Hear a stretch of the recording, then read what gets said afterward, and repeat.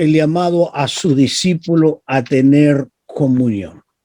Yo quiero detenerme en este tema porque me parece clave, muy, pero muy clave esto. Pero quiero que por favor veamos, esperemos un poco, veamos allí, aquí, ahí estamos. Veamos por favor Marcos capítulo 3, versículo 13 al 15, y después vamos a ver Lucas capítulo 6, versículo 13, y los tres pero quiero detenerme en esta noche en este tema. Pero vamos a mirar primero el texto. Marcos 3:13 dice: después subió al monte y llamó así a los que él quiso y vinieron a él. Y estableció a 12, recuerden esta palabrita, para que estuviesen con él. Recuerden que esta palabra es una preposición, indica o anticipa hacia dónde me va a llevar, qué beneficio voy a tener. Entonces, ¿para qué estableció a 12? Para, esto separa la oración y la separa para que estuviesen con él. Entonces, la razón es estar con él. Y nuevamente el término para enviarlo. Entonces, aquí encontramos dos razones de un verdadero discípulo.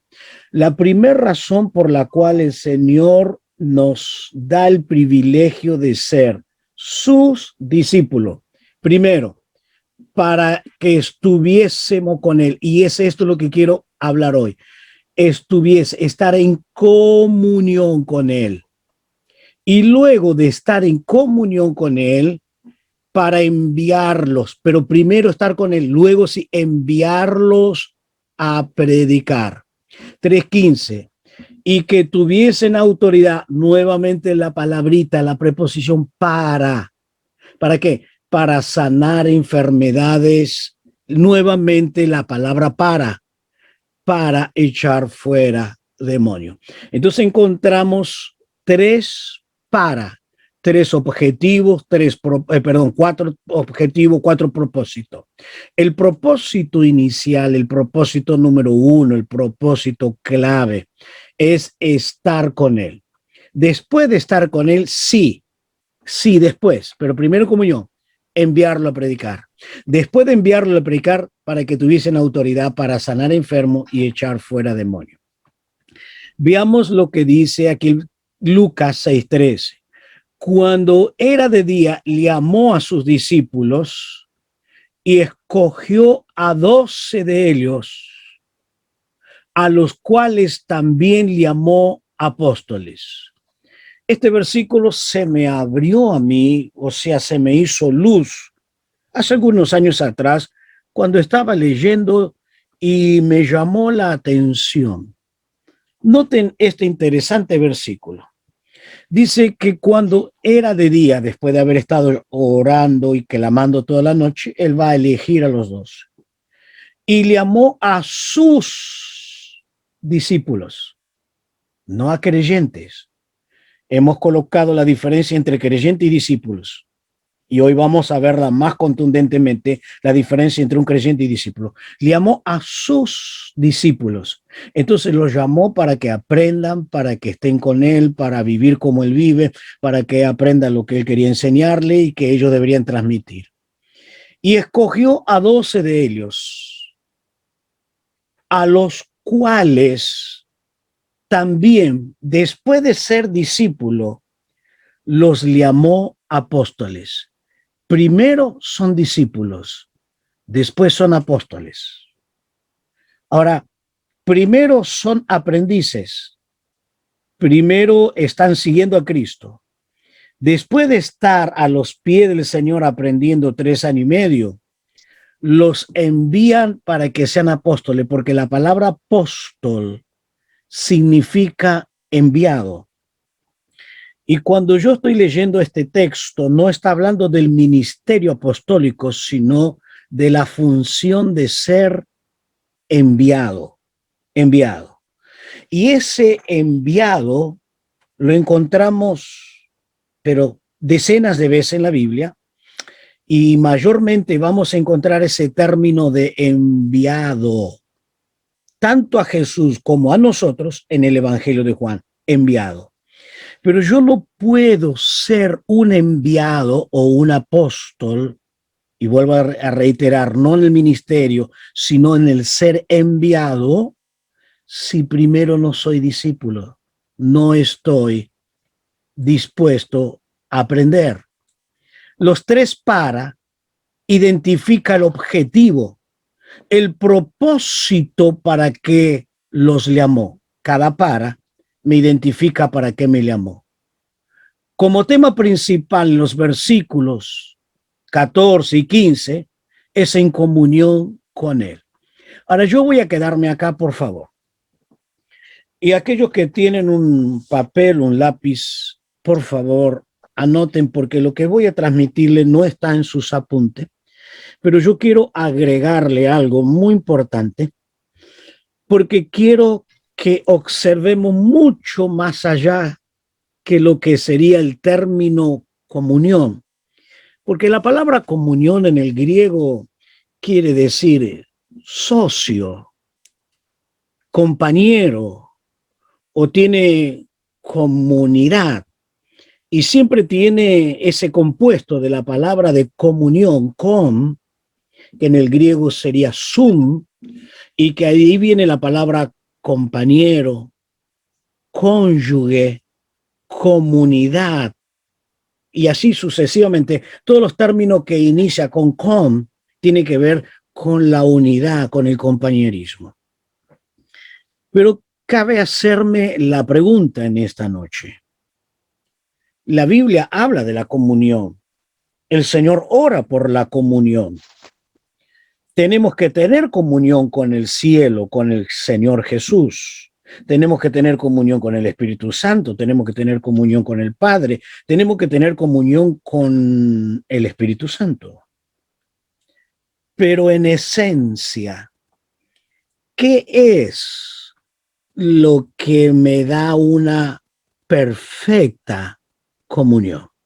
¿Qué es lo que me hace estar en comunión contigo? Entonces yo quiero desarrollar esta pregunta en tres ópticas diferentes.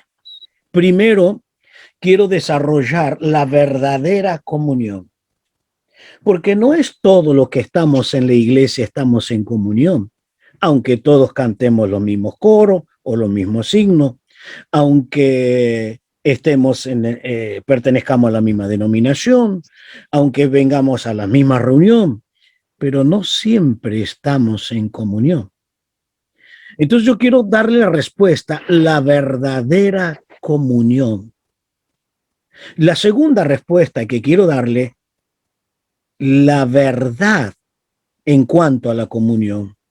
Y la tercera, la verdad se fundamenta o tiene un fundamento.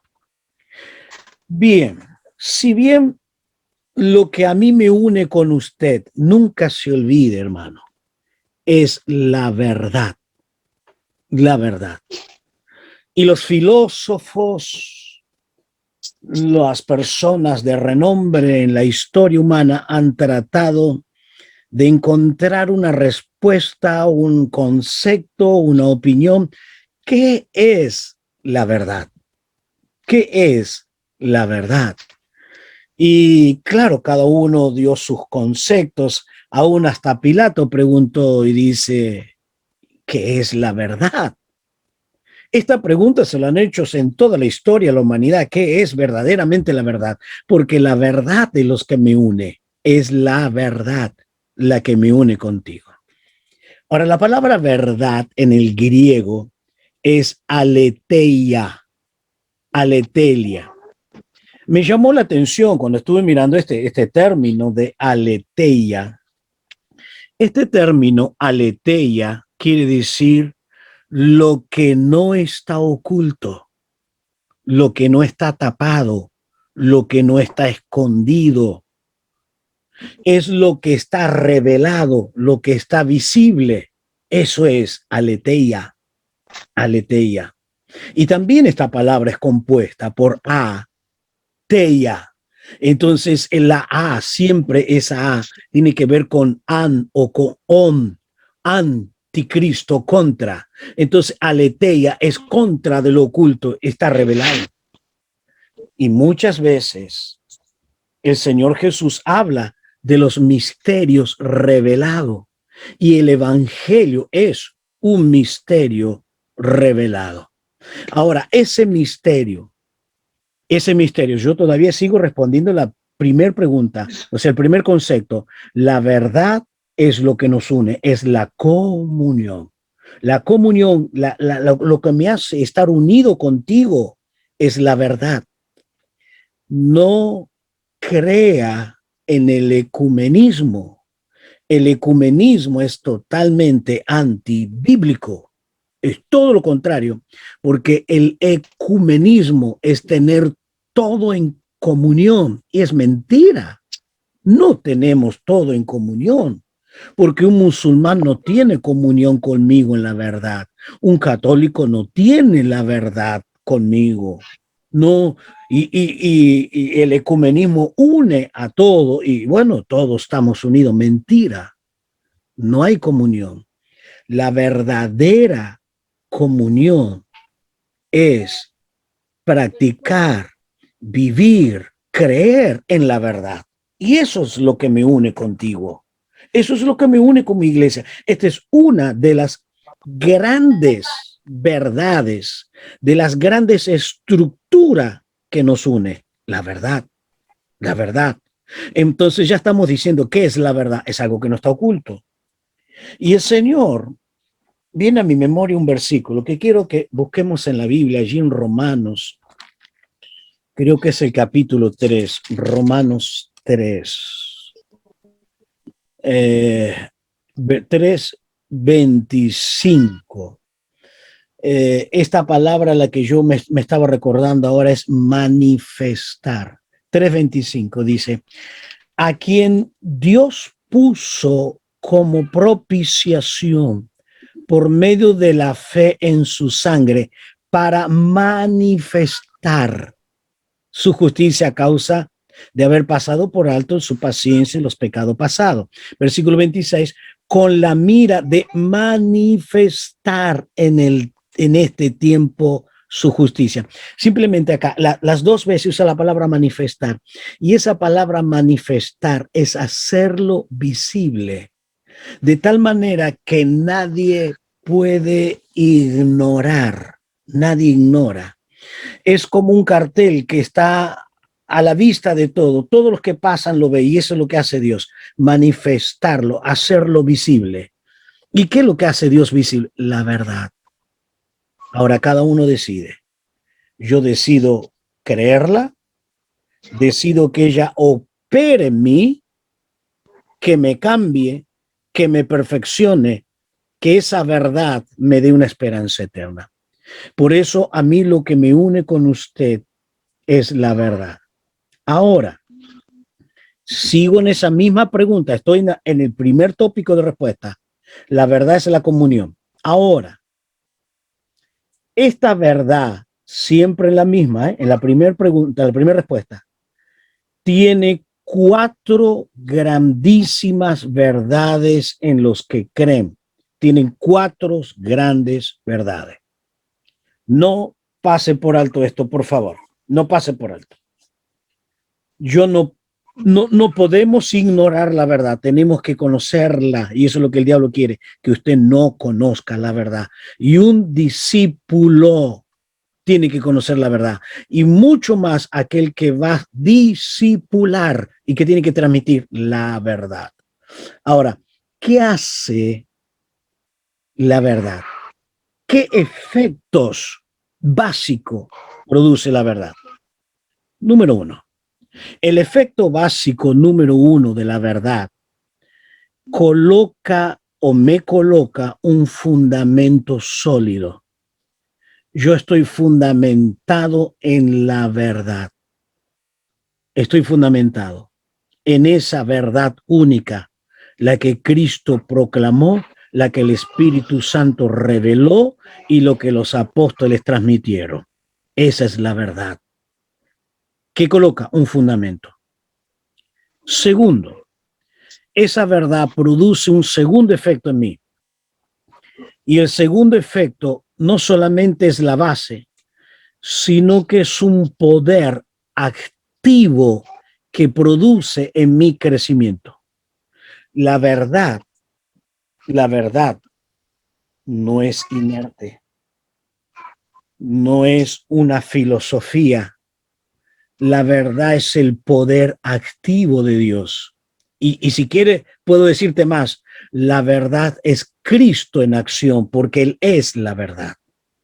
Entonces la verdad me coloca un firme fundamento, la verdad me da un crecimiento porque ella va actuando, va perfeccionando, va madurando, va haciéndome crecer. Entonces ella me da crecimiento. Cuando tú paras de crecer, es porque paraste de conocer la verdad, paraste de estudiar la Biblia, paraste de estar en comunión, paraste. Y es ahí donde está el peligro. La tercera cosa que produce la verdad, la tercera cosa que produce esa verdad es un servicio para el Señor. Porque todos los que conocemos, experimentamos, crecemos en la verdad, no nos podemos quedar en el banco sentado. No podemos ser cristianos de vez en cuando. No podemos venir a la iglesia cuando se nos da la gana. No, no, no. Esa verdad que está en mí me ayuda a crecer y me lleva a tener un compromiso. Y yo tengo un compromiso con el Señor. Pero cuando estoy hablando del compromiso con el Señor, estoy hablando de la verdad. Porque si tengo un compromiso con Dios, yo tengo un compromiso con la verdad. Entonces ahí tengo un compromiso. Y el cuarto efecto, hermano, todos los que no están en la verdad no tienen esta experiencia, no tienen un fundamento firme, no crecen, no tienen un servicio que lo mueve la verdad y tampoco, mucho menos, va a tener esta cuarta experiencia de la verdad. La verdad me da una esperanza eterna. Una esperanza eterna. Entonces, esas tres grandes cosas produce la verdad.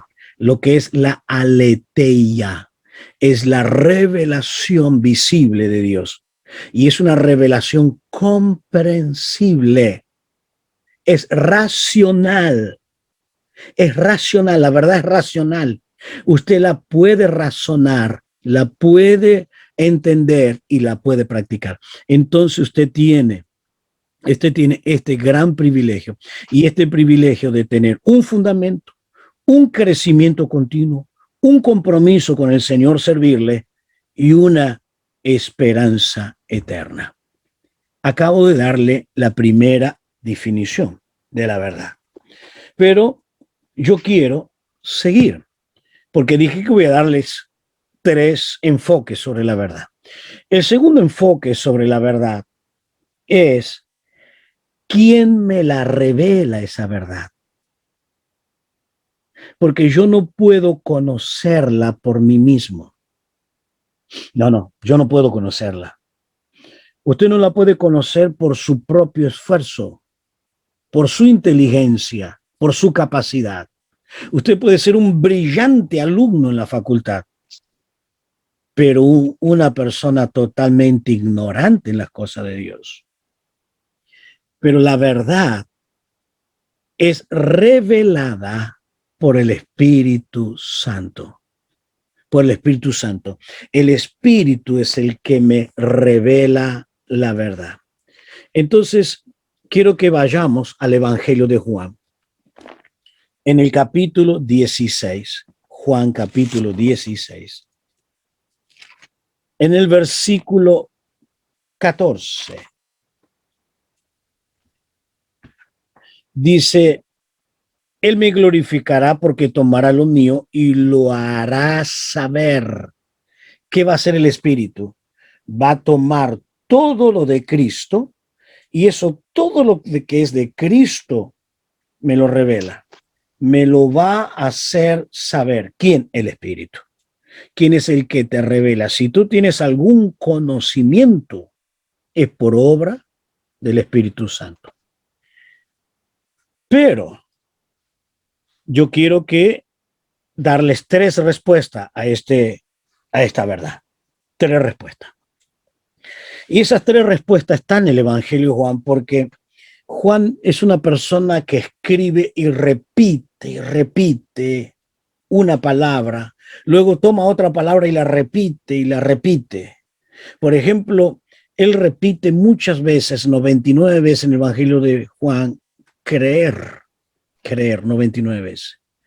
Después otra de las palabras que él va a repetir Juan es la palabra enviado, enviar, enviado.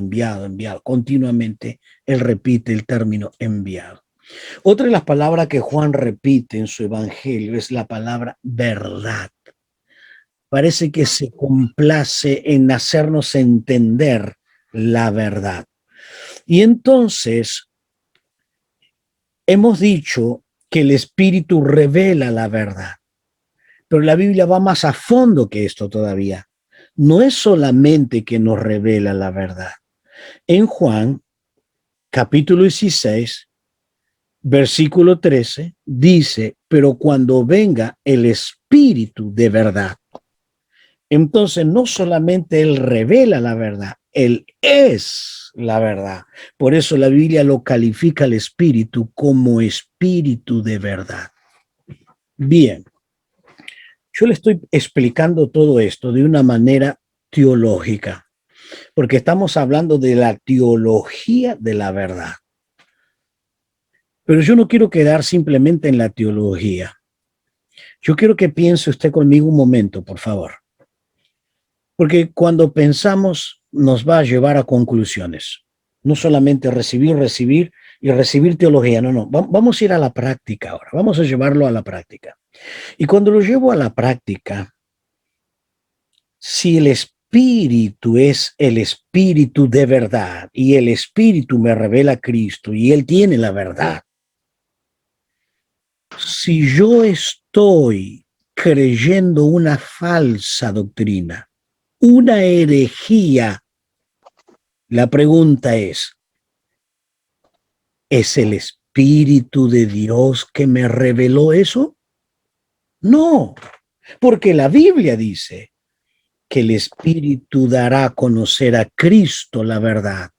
Y entonces yo me pregunto, ¿dónde van a quedar los mormones, los testigos de Jehová, que ellos no creen en Jesús como Dios, como el único y salvador del mundo? Pero si el Espíritu me revela la verdad, entonces ellos no tienen el Espíritu de Dios. Entonces yo tengo el Espíritu de Dios que me revela la verdad. Entonces el Espíritu se llama el Espíritu de verdad. Y en la segunda parte del versículo 13 de Juan 16 dice, Él, el Espíritu, os guiará, te va a guiar, te va a dirigir, porque somos torpes, porque comemos cualquier basura y escuchamos cualquier predicador en YouTube y decimos que es gran predicador, pero te predica cualquier barbaridad. Pero dice, el Espíritu te va a guiar a toda la verdad, no a una parte de la verdad. Y eso usted tiene que saber, conocer toda la verdad, toda la verdad. Y ahora el tercer concepto de esta definición, la verdad, dentro de esta segunda respuesta, la aplicación práctica de esa verdad. ¿Y cuál es la aplicación práctica de la verdad? Me libera de la esclavitud del pecado. Cuando conozco la verdad y la abrazo en fe, me libera. Juan 8:32. Y conoceréis la verdad. Y ojo el término que está usando, conoceréis. Este conocer es entrelazarme, estarme entre medio. Estoy entre medio. Estoy metido en la verdad. ¿Y qué hace la verdad? Me hace libre. Libre. quiero hacer un pequeño paréntesis aquí. Ahora, ¿cómo arrancamos todo esto? Tenemos que parar y pensar, pero ¿cómo arrancamos todo esto para mirar la verdad, la que me da la comunión, la verdad que es el Espíritu Santo? Pero ¿cómo arrancamos todo esto? Arrancamos que somos llamados a ser discípulos y tener comunión. Exacto, tener comunión. Ahora, ¿qué es lo que a mí me lleva a tener comunión contigo y con el cielo? Con Dios, con Jesús. Es la verdad. ¿Qué es lo que me une a mí con el cielo? La verdad. ¿Qué es lo que me une con mi verdadero hermano? La verdad. Es esto lo que nos une. Es esto lo que nos hace estar siendo parte del cuerpo. La verdad. La verdad. Entonces yo no puedo, volviendo al término ecumenismo, yo no puedo sacrificar la verdad por una falsa comunión. ¿Qué estoy diciendo? Estoy diciendo que yo no puedo tener todo en común cuando no existe todo en común y sacrificar la verdad y decir yo tengo comunión con aquel que cree que Jesús es un profeta, que cree que Jesús es simplemente humano, aquel que cree que Jesús vino y nunca resucitó. Yo no puedo tener comunión y voy a sacrificar esa verdad para decir tengo comunión. Es imposible. Si usted ama la verdad, usted no tiene comunión con las falsas herejías que muchas sectas están transmitiendo y muchas personas están transmitiendo según sus conceptos, ni siquiera ni la menor idea de lo que la palabra de Dios dice. Pero vamos a la tercera aplicación de esa verdad. La verdad se fundamenta en Cristo. La verdad se fundamenta en Cristo. Entonces yo he dicho, hemos mirado el primer significado. ¿Qué es la palabra verdad? Aletheia. ¿Y qué es lo que produce esa aletheia? Las cuatro cosas que ya le mencioné. Ahora, la segunda cosa es, ¿quién me da esa verdad? ¿Quién me la transmite? El Espíritu Santo. ¿Y qué produce mi libertad? Y todo esto es lo que hemos visto.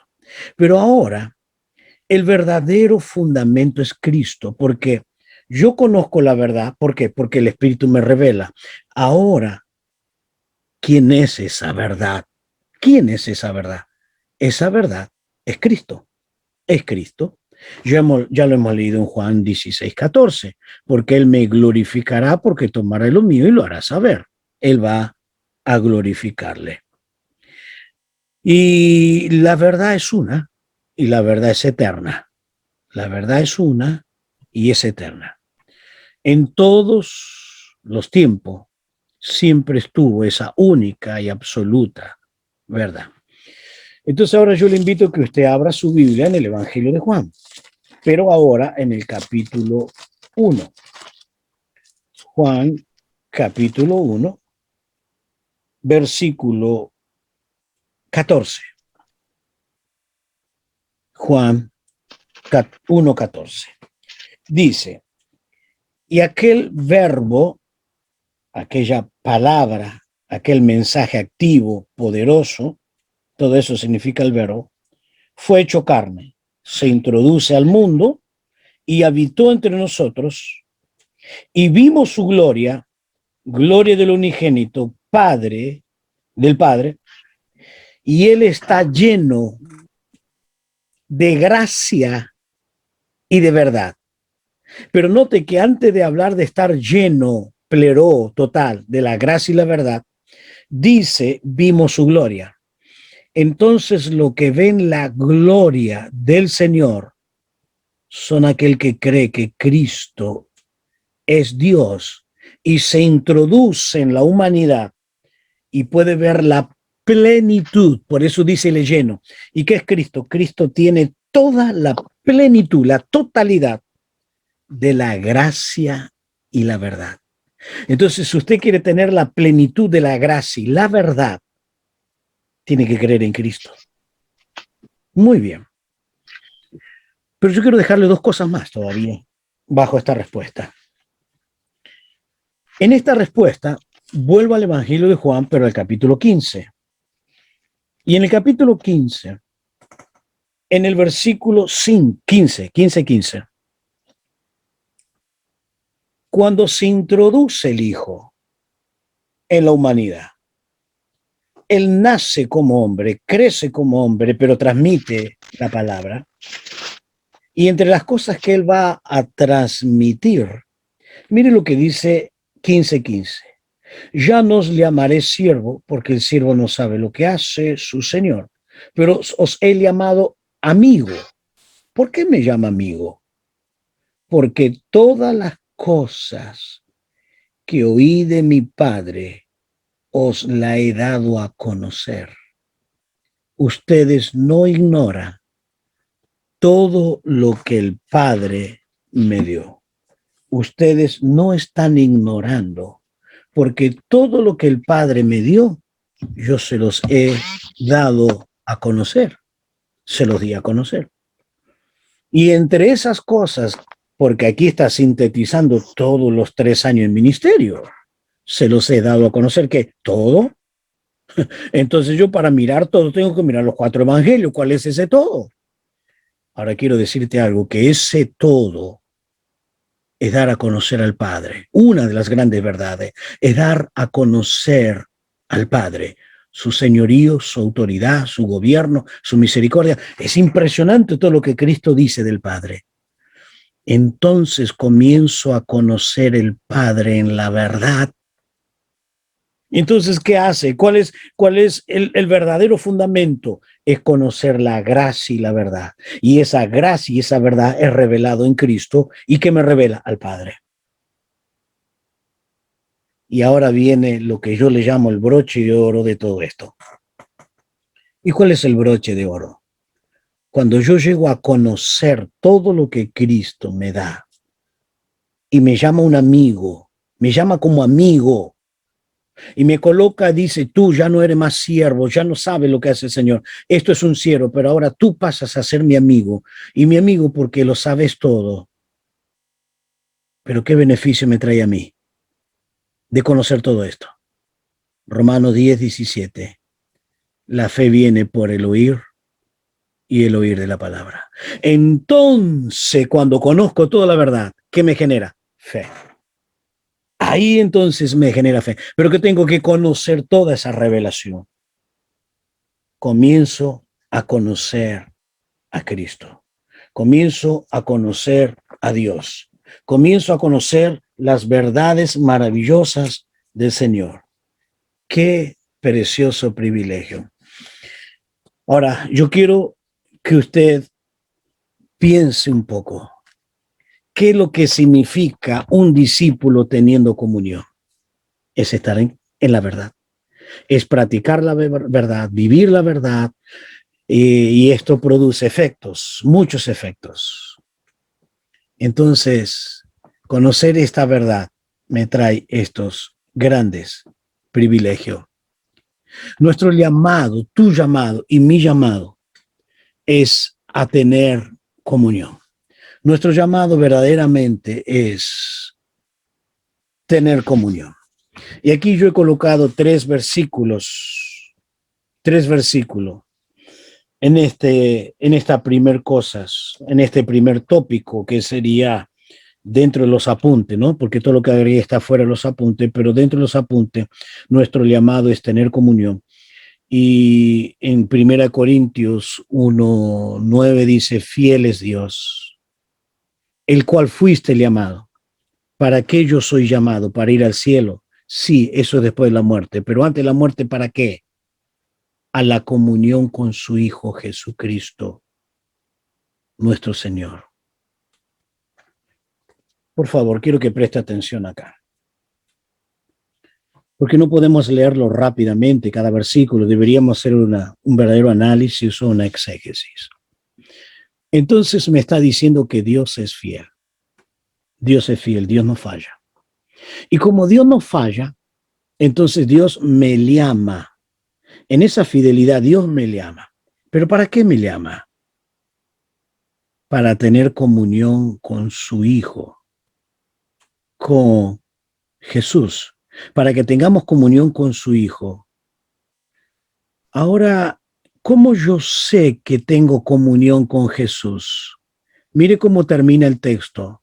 Para que somos llamados a la comunión con su Hijo, Jesucristo, y quiero quedarme con esta frase, nuestro Señor. Entonces, si Cristo es mi Señor, yo tengo comunión. Ahora, si Cristo no es mi Señor, no me gobierna, no me controla, no tengo comunión. Entonces somos llamados a esa comunión. ¿Para qué? Para estar bajo esa autoridad, bajo ese gobierno del Señor. Ahora, cuando yo tengo esa comunión, yo no tengo ninguna duda de que tenemos vida en abundancia. Y acá quiero hacer la separación. Y déjenme usar estos dos términos que está usando el Señor aquí con los dos términos que estamos usando nosotros. Nosotros estamos diciendo que hay personas que son creyentes y hay personas que son discípulos. El creyente le dan el pescado, pero el discípulo le dan la caña. El creyente pide de oración, pero el discípulo ora. Al creyente hay que empujarle para que sirva, pero el discípulo sirve. Y así podemos seguir la lista. Y quiero usar esa expresión aquí donde Jesús dice, el ladrón no viene sino para hurtar, matar y destruir. Yo he venido para que tenga vida, bien, creyente, vida. Y para que la tenga en abundancia, discípulo, en abundancia. Y ahí está la diferencia. Yo soy creyente, soy salvo, tengo vida. Pero Cristo no solo quiere que moramos en nuestra vida, sino que vivamos en la abundancia de la vida. Y esa abundancia es llegar a madurar, llegar a crecer, no doblegarme por cualquier tontería que me puede pasar en la vida, por cualquier lucha, por cualquier calumnia, por cualquier desprecio. No, no, es ser un maduro, ser un discípulo, un verdadero discípulo. Y el discípulo realmente está muerto. Ese es un verdadero discípulo. Y el otro texto, antes de hacer la pausa, hoy estamos un poco atrasados, pero espero que sea de mucha bendición. El otro texto es Romano 8:37. Dice, ante todas estas cosas, somos más que vencedores por medio de aquel que nos amó. Entonces, en el primer versículo somos llamados a tener comunión. En el segundo versículo, después de la comunión, tenemos vida en abundancia. Y en el tercer versículo tenemos victoria. Estos tres versículos, ¿para qué tenemos comunión? Para tener vida en abundancia. ¿Para qué tenemos comunión? Para ser cristiano victorioso. Si estas dos cosas, el versículo 10 de Juan o 8:37 te falta, no tienes comunión. Todavía no estás capacitado para ser un verdadero discípulo. El verdadero discípulo tiene comunión. Hermano, tenemos que practicar el discipulado. Lamentablemente, la mayoría de las iglesias no practican el discipulado. No hacen discípulos, no hay discipuladores y dejan a los nuevos convertidos al abandono, que crezcan como puedan. Pero realmente Dios a sus discípulos, ¿para qué Dios los llamó? Cada uno pensamos, lo hemos leído en el primer texto. Y en el primer texto, ¿para qué los llamó? Para tener comunión con ellos. De la misma razón, para mí, Él me llama también, primero a tener comunión con el Señor. La segunda pregunta reflexiva es, ¿practicamos fielmente la comunión con el Señor? ¿Somos verdaderamente persistentes en la comunión o desequilibrado? Un día sí, un día no, a veces sí, a veces no. ¿Cómo practicamos? ¿Realmente estamos en una fidelidad de comunión con el Señor? La tercera pregunta, ¿estamos practicando la comunión con la iglesia? Yo tengo comunión con los líderes, con los hermanos de la iglesia, en todo, en la visión de la iglesia, en los proyectos de la iglesia, en las tareas de la iglesia, en el servicio de la iglesia. Yo tengo comunión con la iglesia para demostrar que realmente estoy en comunión. La verdad, libertad. La verdad, acá está en una forma de pregunta. ¿Realmente te liberó o todavía no operó Dios en tu vida? Bien. La preparación de nuevos líderes. Yo he tomado dos pasajes nada más para que hagamos esta segunda parte del estudio. Dos pasajes. Y estos dos pasajes que yo he tomado tanto el Antiguo Testamento, el primer texto, y segundo, otro en el Nuevo Testamento. Y en la preparación de nuevos líderes vamos a ver cuáles son las condiciones que me dice estos versículos que tengo yo aquí para poder ser parte. La vida de esos nuevos líderes en la Biblia, empezándolo con el Antiguo Testamento, los líderes de la Biblia practicaron la verdad. Y entre ellos nos encontramos con Moisés, Nehemías, grandes hombres de Dios que nos marcaron el ejemplo, practicaron. Y si usted quiere ver cómo debe ser la vida de un líder, mire la vida de Moisés, de Nehemías, de Esdras, y así cada uno de ellos. Pero si quiero ir al Nuevo Testamento, mire la vida de Jesús, mire la vida de Pablo, mire la vida de los luchadores que lucharon con Pablo. Entonces estos van a dejarnos, pero infinidades de conceptos y de ejemplos. Y es eso lo que yo debo tomar como ejemplo.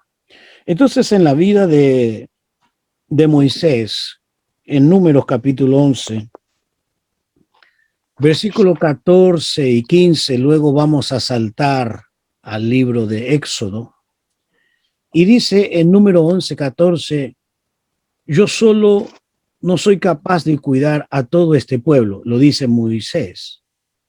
Es mucho para mí. Si me vas a tratar de esta manera, te ruego que me quites la vida, pues así me libera de tanto problema. Yo quiero parar un momentito ahí. La carga que tenía Moisés le sobrepasaba. El agotamiento emocional estaba desbordando al extremo, a tal extremo que él quería morir, como él dice, Señor, llévame, quítame la vida, no puedo. Llega una situación tan emocional, tan grande y tan crítica, que no le encontraba la salida, estaba hundido en los problemas. Moisés lo vemos como un gran líder, pero él aproximadamente tenía que liderar 3 millones de personas. 3 millones de personas. Entonces, imagínese a liderar a 3 millones. Antes de criticar a Moisés, tenemos que mirar todo lo que él hizo y todo lo que Dios lo respaldó, y todo cómo Dios actuó. Realmente es un hombre digno de ser imitado. En el libro de Éxodo, capítulo 18, allí encontramos las condiciones. En el versículo 19 le dice su suegro, ahora oye mi voz y te aconsejaré. Y Dios estará contigo. Está por el pueblo delante de Dios y somete tú los asuntos de Dios. Él está diciendo, quédate en medio del pueblo y somete las cosas delante de Dios. Y él enseña las ordenanzas y las leyes y muéstrale el camino por donde debe andar y lo que has de hacer. ¿Sabe lo que le está aconsejando su suegro a Moisés? Él está diciendo, Moisés, prepara líderes, hace un discipulado, instruirlo a ellos en las ordenanzas, en la ley y muéstrale el camino por donde deben andar y lo que deben hacer, muéstrale. Entonces él estaba diciendo, prepara esos líderes. ¿Por qué? Porque tú no puedes solo, por más pequeña que sea la congregación, no puedes. En el versículo 21 dice, además escoge tú de entre todo el pueblo, primero, varón de virtud, 2, temeroso de Dios, 3, varón de verdad, que aborrezca la avaricia, y ponlo sobre el pueblo por jefe de millares y de centenares, de 50 y de 10. Entonces elige. Ahora, ¿cómo Dios va a poner líderes? Con estas condiciones. ¿Qué le dice su suegro? Acá le da 3 consejos. Varones de virtud, temerosos de Dios, varones de verdad, que aborrezcan la avaricia. Entonces a esto colócalos. Estos van a ser buenos líderes. Noten que también le dice pon por jefe de millares, de centenas, de 50 y de 10. ¿Por qué? Porque todos nos tenemos la misma capacidad. Algunos tendrán para 10, otros tendrán la capacidad para millares. Versículo 22, ellos juzgarán al pueblo en todo tiempo y todo asunto grave lo traerán a ti. Y ellos juzgarán todo asunto pequeño. Así aliviará la carga de sobre ti y la llevarán ellos contigo. ¿Qué quiere decir? Van a trabajar junto contigo. Yo veo aquí lo que el Señor Jesús enseñó. ¿Qué hizo Jesús? Preparó a 12 y le fue dando autoridad. Y que ellos fueron los que tuvieron que transmitir la palabra cuando el Señor ya no estaba más. Un hombre solo no es el cuerpo. El cuerpo es todos los salvos unidos trabajando bajo la dirección del Espíritu en un servicio. Entonces le está diciendo que debe ser ese tipo de persona. Esas son las características que ellos deberían tener. Entonces vamos a ir viendo alguna. La condición de los líderes. Allí en el versículo 21, en la Biblia, Jerusalén dice, pero elige de entre el pueblo hombres capaces, temerosos, hombres fieles, incorruptibles. ¿Qué hombres con capacidad, con temor a Dios, hombres fieles, incorruptibles? Así dice la Biblia de Jerusalén. Ahora la Biblia, Dios habló hoy, la coloqué porque es interesante cómo pone. Le dice, por lo que a ti te toca, escoge entre el pueblo hombres capaces, que tengan temor de Dios y que sean sinceros, hombres que no busquen ganancias deshonestas. Por eso lo busqué, por eso coloqué esta traducción. Hombres que no busquen ganancias deshonestas. Y a uno darles la autoridad y así sucesivamente. Hombres que no tengan esas ganancias deshonestas. Qué característica, ¿no? Qué características. Ahora, ¿qué le está diciendo cuando le dice hombre de virtud? En la traducción la 70, esto es la versión más antigua. Parece bien interpretar en el contexto con las capacidad física y morales para la tarea. Eso es lo que está diciendo en el contexto. Como que fuesen temerosos de Dios, son los que tienen respeto y reverencia para Dios, son dedicados a Él y son firmes en la fe. Eso es lo que quiere decir hombres de virtud. Hombres de virtud en el contexto del pasaje está queriendo decir que son personas que tienen respeto, tienen reverencia, tienen un verdadero temor a Dios. También se puede traducir que fuesen hombres íntegros, o sea, hombres de verdad, hombres de verdad, hombres verdaderamente que estén amando la verdad. Esto es lo que la Biblia le está diciendo a su suegro. Le está diciendo que tengan firmeza, fidelidad.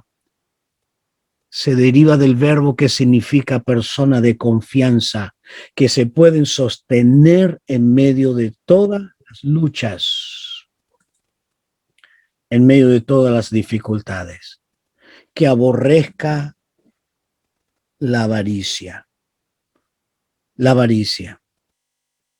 o la ganancia deshonesta, el soborno, la coima, el testimonio falso, son tema de constante preocupación en la Biblia y un gran llamado de atención. Son elementos que van a destruir la justicia, pero que hacen falta estos hombres de Dios. Estos son las personas que no van a perjudicar el reino. Que nuestra prioridad no sea el amor al dinero, sino que sean las almas. Ahora estamos hablando Jesús preparando líderes, pero antes de que Jesús prepare líderes, Moisés preparó líderes. Y estos líderes deben ser fieles, deben ser temerosos de Dios, deben ser personas honestas que realmente aman la verdad.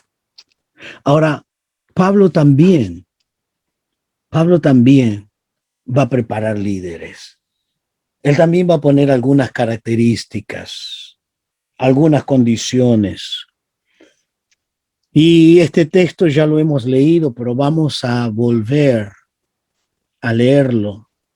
Y le dice, lo que has oído de mí ante muchos testigos. Esto encarga a hombres fieles que sean idóneos para enseñar también a otros. Eso es 2 Timoteo 2:2. Pero antes de mencionar lo que Pablo está diciendo, yo quiero mencionar otra cosa. Lo que yo quiero mencionar y remarcar es el ejemplo de Pablo. El ejemplo. Porque no solamente Pablo le dice encarga a otro, sino lo que has oído de mí ante muchos testigos.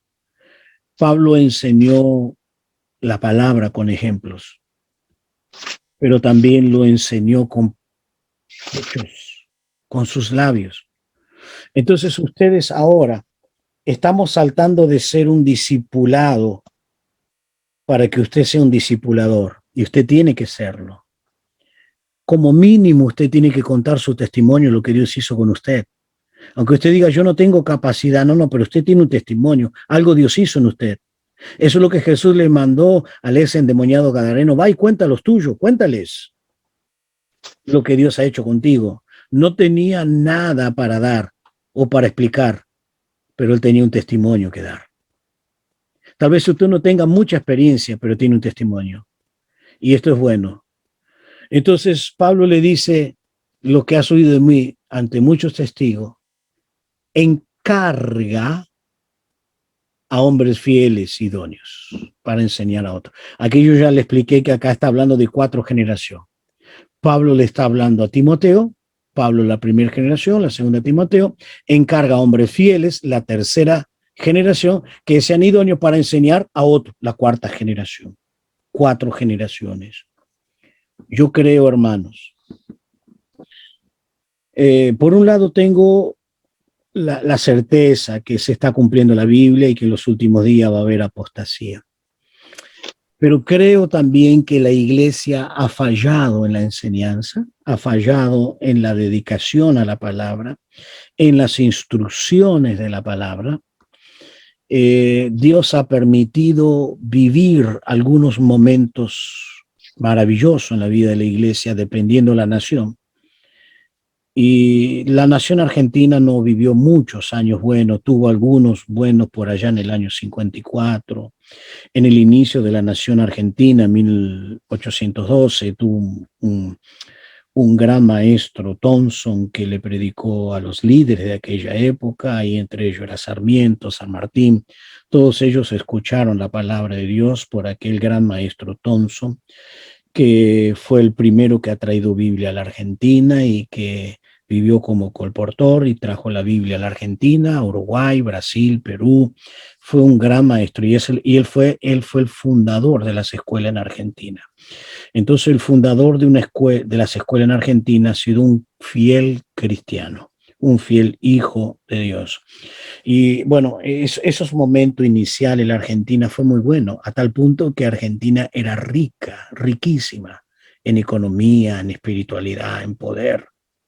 Creo que estaba en segundo o a lo sumo en tercer lugar en economía Argentina. Pero lamentablemente ha caído. Pero ¿qué es lo que ha caído? La corrupción tomó el dominio y por eso estamos como estamos. Pero seguir el principio de Pablo de entrenar a otro establecería una relación en cadena de multiplicación. Es llevar el evangelio, pero también instruirle en el evangelio. Pero acá, ¿por qué no lo hacemos?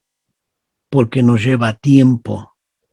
Porque hacer un discipulado, usted tiene que tomarse por lo menos una vez por semana a una o dos personas, instruirla, enseñarle la palabra, predicarle el evangelio, transmitirle ordenadamente el evangelio, los rudimientos de la fe. Eso es el discipulado.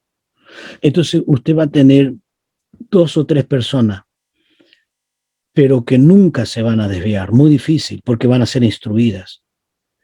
Pero muy difícil que se mantengan si no están instruidos. Si no están instruidos en la palabra. Por eso el Señor Jesús mandó a ser discípulos. Y ahora usted debe ser un discipulador. Usted tiene que ser un discipulador. Es la orden del Señor. Es el mandamiento del Señor Jesús. Tenemos que ser esas personas que el Señor realmente ha mandado para que nosotros hagamos, para que llevemos y alcancemos, y no escuchar las tonterías, las barbaridades que dicen. Realmente estos días estaba escuchando a un predicador, no pude terminar porque me hartó. A tal punto de decir que Jesús lloró quebrantado por Judas, y cuando él murió y fue el corazón de la tierra, fue a predicarle a Judas para redimirlo, y él es un redimido. Totalmente fuera de contexto. Todo lo que predicaba fuera de contexto. Decir barbaridades como esto es ignorar totalmente la Biblia. Totalmente.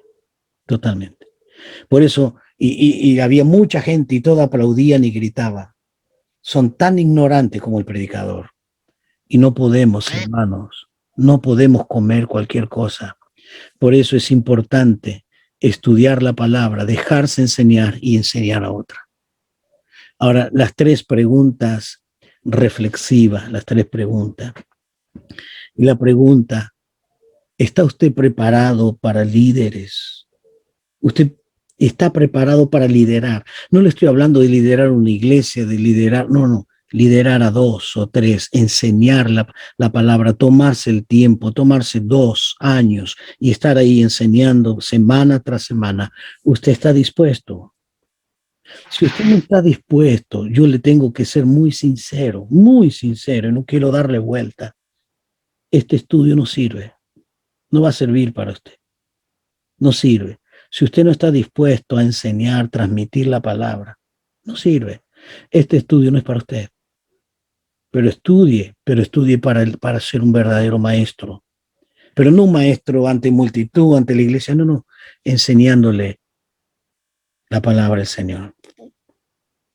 El escritor a los Hebreos dice ya debería ser maestro tanto tiempo. Pero el escritor de los Hebreos usa un término muy, no muy conocido para nuestro lenguaje, pero cabe para nosotros. Haber sido tardos en hebreo, allí 5:11. Acerca de esto tenemos mucho que decir y difícil de explicar, por cuanto habéis sido tardos, para hoy, tardos. Esa palabra tardos, esa palabra perezoso, indiferente, no interesarle. Y eso me preocupa, que hay cristianos que están tantos años en la iglesia y están en ese estado, tardos para oír. No le interesa nada, no le interesa nada, tardos para oír. Entonces esas personas nunca van a liderar y en vez de ser una bendición en la iglesia, son un peso, una preocupación. La segunda pregunta reflexiva: Dios coloca personas para preparar. Dios colocó personas. Dios, claro que sí, que Dios ha colocado personas para preparar, para que le enseñe, para que le transmita. Y es usted, Dios te llamó para eso. Aunque tú digas, no tengo don, no, para esto no hay que tener un don. Esto hay que obedecer. Esto no es don, esto es obediencia. Esto no es tener el don de la palabra, don de la enseñanza. Esto es obediencia. Y la tercera pregunta: ¿a cuántas generaciones va a llegar nuestra enseñanza? ¿Hasta dónde va a llegar lo que nosotros estamos enseñando? Yo no sé, pero espero que llegue hasta el día que el Señor venga a buscar su iglesia, lo que estoy enseñando, y que muchas personas sean edificadas y que la verdad se impregne en su vida, que la crean, que la practiquen y que la transmitan. Yo deseo de todo corazón que todo lo que estoy enseñando lo crean, lo practiquen y lo transmitan. Y esto nunca va a parar. Dios va a continuar. Si todo lo hacemos, va a ser mucho más grande el efecto, mucho más grande el resultado, mucho más. Y deseo de todo corazón que sea con ustedes también esto. Oramos. Padre, muchas gracias por regalarnos esta oportunidad, pero también por darnos este medio de poder transmitir tu palabra. Y esto es maravilloso, es glorioso. No sabemos hasta dónde va a llegar tu palabra, hasta dónde va a hacer efecto, hasta dónde vas a bendecir tu iglesia. Pero lo hacemos de todo corazón y lo hacemos con alegría. Te pido que la verdad esté en nosotros y que nos prepare para ser líderes. Algunos más, otros menos. Pero somos llamados a liderar, a liderar. Sí, Señor, para bendecir. En el nombre de Jesús, bendigo a cada uno de mis hermanos que están conectados. Bendícelos, ayúdalos a que continúen, Señor, estos estudios, porque cada vez más vamos a estar entrando en las profundidades de tu palabra y engrandecer tu nombre. En el nombre de Cristo Jesús oro. Amén.